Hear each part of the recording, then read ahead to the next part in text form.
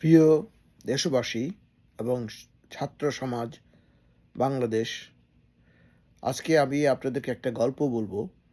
গল্পটা দ্বিতীয় বিশ্বযুদ্ধের সময় হিটলারের আমলে জার্মানিতে হিটলারের উপরে কতিপয় সামরিক বাহিনীর লোকেরা তার প্রাণনাশের চেষ্টা করেছিল। পরে জার্মানির একজন বিখ্যাত বীর সেনানায়ক ফিল্ড মার্শাল রোমেলকে সেই প্রাণনাশের বা চকের আওতায় এনে প্রসিকিউট করা হয়। কিন্তু প্রসিকিউটের কারণটা এবং ধারাটা খুব চমৎকারভাবে সম্পাদন করা হয়েছিল, যেহেতু তিনি ছিলেন জার্মানির একজন বিখ্যাত সেনানায়ক এবং একজন বীর এবং একজন হিরো। সেই জন্য তাকে তার সম্মান বজায় রেখে তাকে অপশন দেওয়া হয়েছিল যে আপনি either take your own life and they will spare his family and everybody and desecration of his elongated career, otherwise they will take action about it. Field marshal Rommel তখন বিষ পান করে জাতীয় বীরের মর্যাদা নিয়ে আত্মহত্যা করেন। এ কারণে ব্যাপারটা আমি আজকে আনলাম যে বাংলাদেশের কতিপয় যুবক, উচ্ছৃঙ্খল ছাত্র এবং জনগণ অনেক শিক্ষককে আওয়ামী লীগ করার জন্য বা বিভিন্ন রকম কার্যক্রম করার জন্য তাদেরকে লাঞ্ছিত, মারধর এবং অপমান করে আসছেন। জিনিসটা খুবই গর্হিত কাজ। আমাদেরকে একটা জিনিস বুঝতে হবে যে একসময় স্বৈরাচারী সরকার এমন একটা অবস্থা তৈরি করেছিল যখন আওয়ামী লীগে জয়েন ছাড়া কোনো কিছুই করতে পারতো না লোকজন।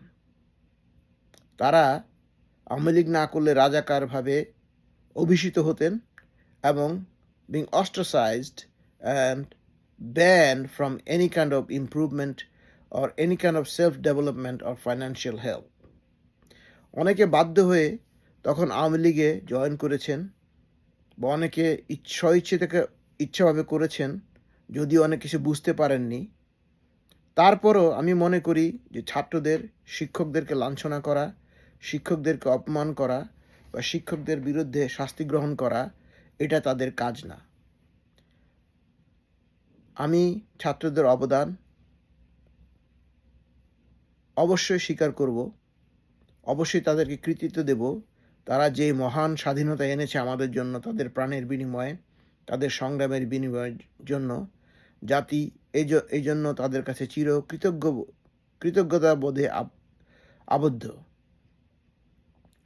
আমি আপনাদেরকে বলবো যে যদি কোনো কিছু করতে হয়, যে শিক্ষকরা যদি কোনো অন্যায় করে থাকে বা কোনো খারাপ কাজ কিছু করে থাকে, সেটা আইন এবং দেশের জনগণ দেখবে। যদিও আমাদের আইন সব কিছু সঠিক না, তারপরও আপনাদের হাতে আইন তুলে নেওয়ার অধিকার নেই। দেশের এই চরম মুহূর্তে শিক্ষকদের সম্মান অবশ্যই বজায় রাখতে হবে। তাদের দোষকে আইনের মাধ্যমে এনে তাদেরকে প্রসিকিউট করতে হবে, কিন্তু সে আইন আপনাদের হাতে নেওয়ার কোনো অধিকার নেই। সে শিক্ষকদেরকে অপমান করা, লাঞ্ছনা করা, তাদেরকে মারধর করা, তাদেরকে উত্ত্যক্ত করা, এগুলি আপনাদের কাজ না।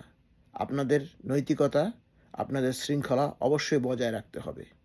আমি বাংলাদেশের জনসাধারণকে অনুরোধ করব যে দোষী ব্যক্তিকে তার দোষের জন্য অভিযুক্ত করে শাস্তি প্রদান করা হোক।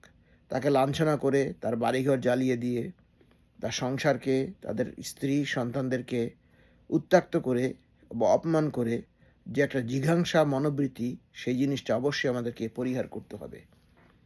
তো সুতরাং আমি রাজনৈতিক ব্যক্তিত্ব নই, আমি জামাতিও করি না, আমি হেফাজতিও করি না, আমি কোনো বিশেষ দলের হয়ে কথা বলছি না। আমি যেটা বলছি সেটা হলো সত্যি কথা। একজন সম্মানী লোককে, একজন রাষ্ট্রের প্রতি যার প্রতি আনুগত্য ছিল, যারা রাষ্ট্রীয় বিশেষ ব্যক্তিত্ব, তাদেরকে আইনের মাধ্যমে এনে অভিযুক্ত করে সাক্ষ্য প্রমাণসহ তাদেরকে শাস্তি দেওয়া হোক। কিন্তু তার আগে তাদেরকে বিনা কারণে আ অসম্মান করা, উত্ত্যক্ত করা, তাদেরকে অত্যাচার করা এগুলি কোনো সময় কারোর কাম্য নয়।